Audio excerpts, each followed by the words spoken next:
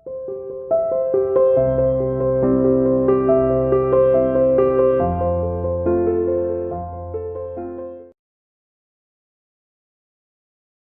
again, you are welcome. Beta, we will continue our chapter number 7th, that is Rise of the Popular Movement, जन आंदोलनों का उदय। और इसमें हम party के बेस्ड मूवमेंट के बारे में बात कर चुके हैं। नाउ वी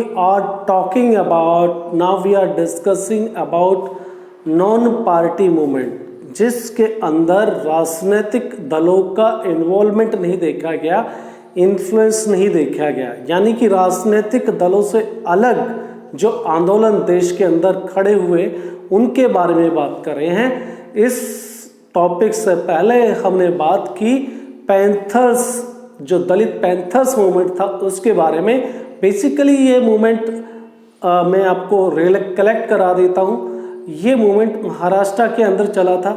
जो सोशली डिस्क्रिमिनेटेड क्लास है, जो बैकवर्ड और lower backward down trodden people है, उनके साथ में जो डिस्क्रिमिनेशन सोसाइटी में हो रहा था 1970, वो 20 साल बीत जाने के बाद भी, आज़ादी के बाद भी, और उनकी आर्थिक परिस्थितियां खराब थी। समाज के अंदर छुआछूत का बोलबाला था।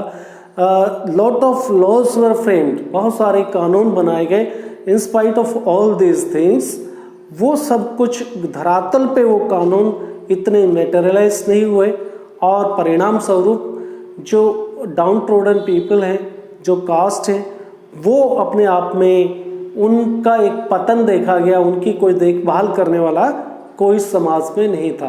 तो इसी को लेकर जो डाउन ट्रोडन पीपल, बेसिकली जो शहरों के अंदर झुग्गी झोपड़ी में, स्लम्स में रह के जिन्होंने अपनी एजुकेशन पाली, जैसे कि हमने फ्रेंच रिवॉल्यूशन में मिडिल क्लास का एक क्रांति देखी थी, तो सिमिलर कंडीशन भारत के अंदर भी बनी। ये मैं बात कर रहा हूँ महाराष्ट्र की, जहाँ पर जो स्लम ड्राइवर्स हैं, जो पिछड़े बिल्कुल गरीब तबके के लोग हैं, वो पढ़ने लिखने के बाद में उन्होंने एक अपना आंदोलन, समाज के अंदर जो सोशली डिस्क्रिमिनेटेड, इकोनॉमिकली जिनका इनइक्वालिटीज नहीं मिला है, उसके खिलाफ एक आंदोलन, जन आंदोलन खड़ा हुआ, जो नॉन पॉलिटिकल पार्टी बेस्ड था। ठीक है ना, राजनीतिक दलों का उसमें इन्वॉल्व नहीं था।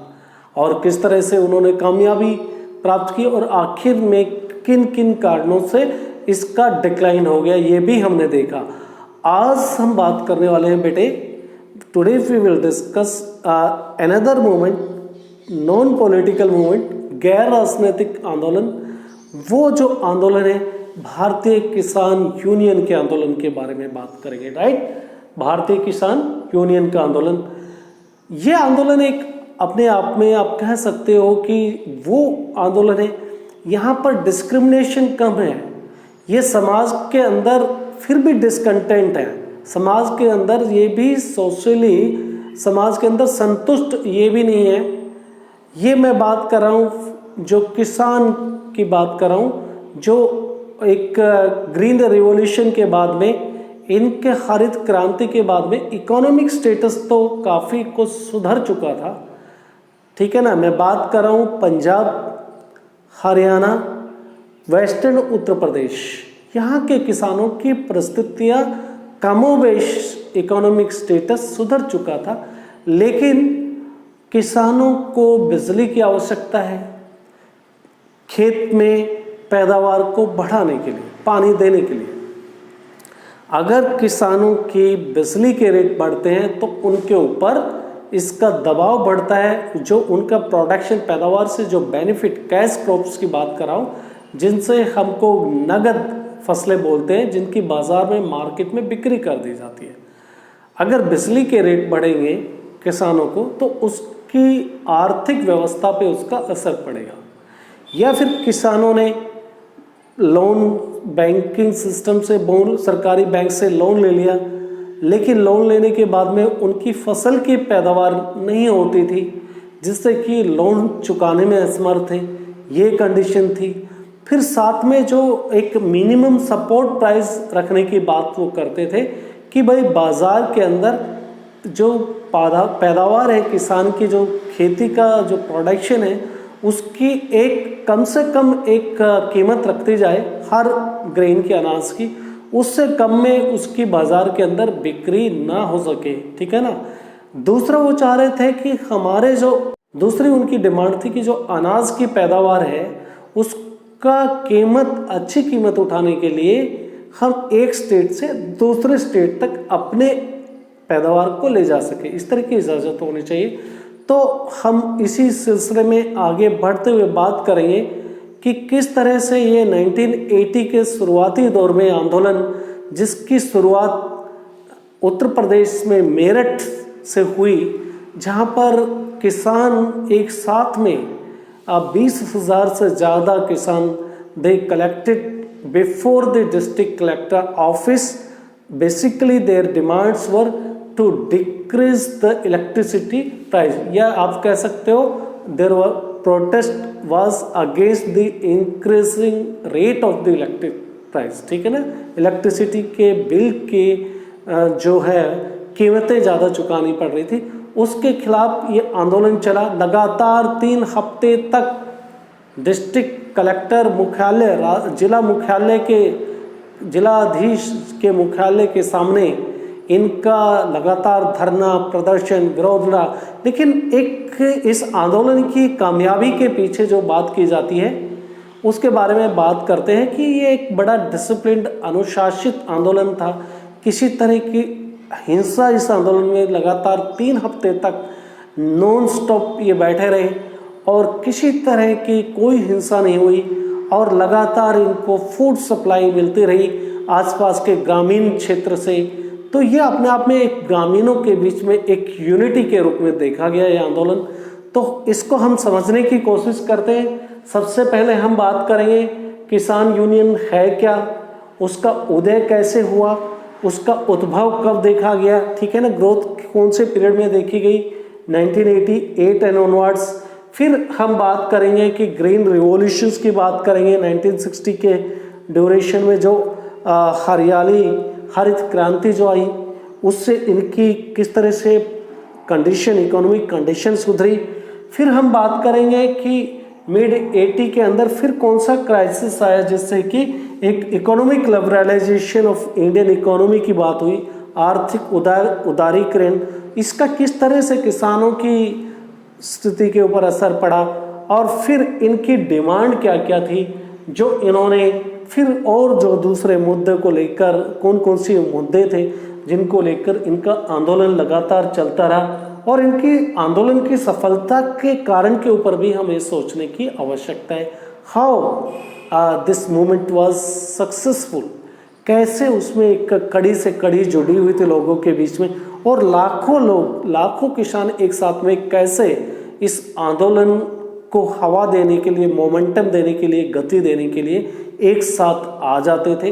तो इन सब के बारे में आज हम बात करने वाले हैं, राइट। तो शुरुआत करते हैं, ठीक है। सबसे पहले सोशल डिस्कंटेंट देखा गया। ये बात सही है कि जो 1960 के बाद में जो इकोनॉमिक डेवलपमेंट हुआ, मॉडल ऑफ डेवलपमेंट, उनका कहीं ना कहीं किसानों को थोड़ा बहुत फ़ायदा मिला, partially benefited in the process of the development और इट हैड मेनी कंप्लेंट्स। लेकिन ये सब इनको एक आंशिक रूप से तो विकास का फ़ायदा मिला, लेकिन फिर भी इनकी बहुत सारी शिकायतें थी against the state and the political parties. किसके खिलाफ इनकी शिकायतें थी? राज्य के खिलाफ, राजनीतिक दलों के खिलाफ इनकी शिकायतें थी। वो कौन सी शिकायतें थी? अग्रेरियन स्ट्रगल ऑफ 80, ये चाहते थे कि बेटर ऑफ फार्मर्स क्या है अगेंस्ट द स्टेट, कि जो ये आंदोलन था, ये आंदोलन उन किसानों का था जिनकी इकोनॉमिक कंडीशंस अच्छी थी, बेटर ऑफ थे, और दे वर प्रोटेस्टिंग अगेंस्ट द स्टेट। राज्य के अलग खिलाफ उनका धरना प्रदर्शन, जेल भरो आंदोलन, ये सब चल रहा था, ठीक है ना। तो 1988 में मेरठ में ये घटना हुई। बेसिकली वो इलेक्ट्रिसिटी के रेट जो इंक्रीज हुए उसके अगेंस्ट में इनका प्रोटेस्ट था। और ये प्रोटेस्ट फॉर्म ऑफ एजिटेशन किस तरह से था? डिसिप्लिन्ड एजिटेशन था।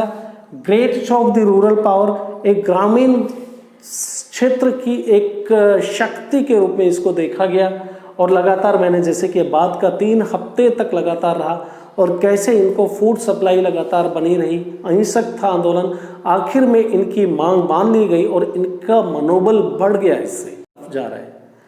मांगे मानने के बाद में किसानों का मनोबल और बढ़ा और इसके बाद में फिर 1960 की अगर हम बात करें, थोड़ा पीछे चलते हैं, तो state policies of the grain revolutions, basically हमने बात पहले भी की है या आप जानते भी होंगे कि हरित क्रांति का जो असर है वो basically Punjab, Haryana, part of the Uttar Pradesh, that is the western UP, पश्चिमी उत्तर प्रदेश में देखा गया हरित क्रांति, क्योंकि यहाँ पर किसान समृद्ध किसान थे और सरकार को लगता था अगर कोई एक्सपेरिमेंट करके देखना है तो इस क्षेत्र पे करें ताकि किसानों के पास में पैसा है लगाने के लिए, राइट।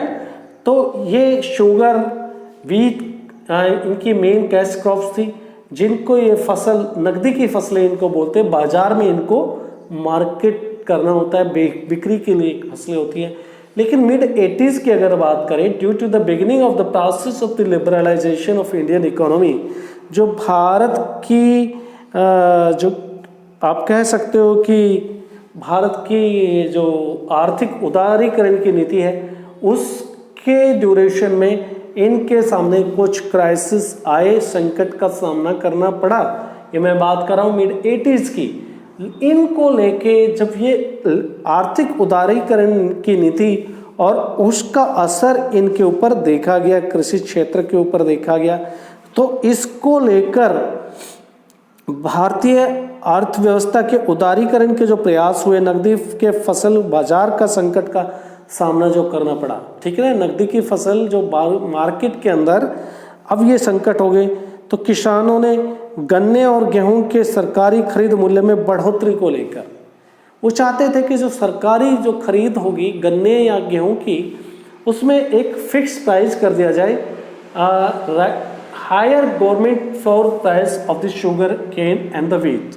उनकी डिमांड ये थी क्या कि शुगर के और शुगर केन के, गन्ने के और गेहूं के फ्लोर प्राइस फिक्स कर दिया जाए।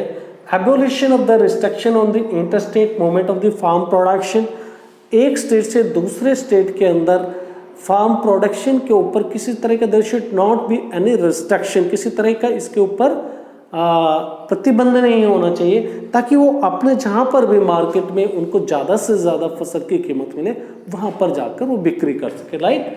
Guaranteed supply of electricity at the reasonable rate, के एक रिजनेबल रेट के ऊपर उनको लगातार, जैसे फैक्ट्री के अंदर बिजली की सप्लाई होती है, ऐसे ही किसान की भी डिमांड थी कि हमें भी बिजली की सप्लाई मिलनी चाहिए। और जो उनका शेष बचा हुआ, कुछ किसानों ने लोन लिया था बैंक सिस्टम से, अब वो जो शेष है वो वेविंग ऑफ की डिमांड थी कि भाई उनसे माफ़ कर दिया जाए, right. And farmers provision for the government pension to the farmers, सरकार और ये चाहते थे कि किसान अन्नदाता है, पूरे जनता को किसान सप्लाई करता है अनाज की, तो इनके लिए सरकार की तरफ से एक पेंशन योजना होनी चाहिए, जो किसान किसी भी तरह से किसानों की मृत्यु हो जाती है रात को खेत में पानी देने के टाइम, तो एक यूनिवर्सल पेंशन प्लानिंग के बारे में बात की गई, राइट। तो सिमिलर डिमांड्स और दूसरे स्टेट में भी उठने लगी। ये तो अपने आप में किसान का जो आंदोलन था, इसकी सबसे बड़ी विशेषता के बारे में बात करेंगे हम, लेकिन साथ ही ये भी बात कर लेते हैं कि अदर फार्मर ऑर्गेनाइजेशन, जैसे कि शेतकारी संगठन महाराष्ट्र में हुआ, उन्होंने डिक्लेयर कर दिया कि फार्मर्स मूवमेंट इज अ वार, जो किसानों का आंदोलन है ये एक युद्ध है।